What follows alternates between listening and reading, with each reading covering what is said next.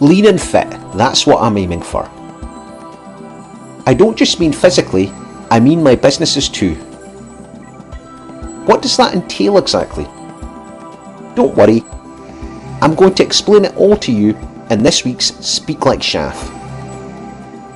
My vlogs help budding entrepreneurs get to grips with business jargon. When you're just starting out in business, it seems like investors and banks can talk a different language. So this series helps break it down for you. Today we are looking at lean methodology. We all know the benefits of being physically lean. People who are lean tend to be healthier, have less body fat, are more flexible, less injury prone, and bounce back quicker from injury. If you think of a lean company, there are parallels. Lean companies don't have waste, and if a problem does crop up, they can be flexible enough to deal with it. A lean manufacturing system is one that produces minimal waste without affecting productivity. Let's go back to the Stone Age and meet my friend Rab the Rockstar. He was a genius and probably the world's first businessman when he started out to make tools for the hunters in his village to catch their prey. He sold and rented the tools and built up a thriving little company that eventually was so successful he had to get 3 employees. Instead of the employees making each tool separately, Rab cleverly divided up the labour. One collected the raw materials needed and made the spears. One made the bows and arrows, and the other made the arrowheads. Rab put all the tools together.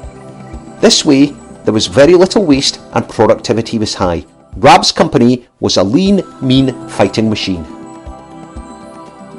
In modern times, the first company to think along lean lines was Japanese car maker Toyota in the 1950s.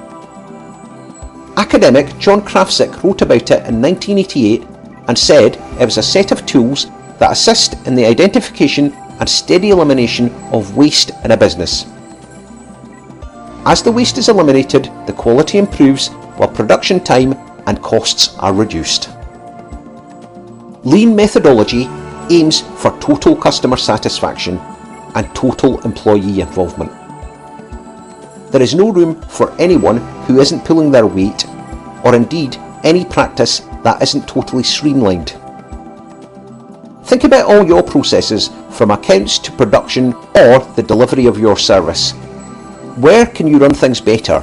Do you need to improve your software to help your business modernise? I love getting your feedback, so let me know what you think. Don't forget to catch my other vlogs. They will tell you everything you need to know about starting and running a business. You'll see Ask Shaf, 7 hacks, Get Real Estate, and of course Speak Like Shaf exclusively on my YouTube channel. So don't forget to like, comment and subscribe.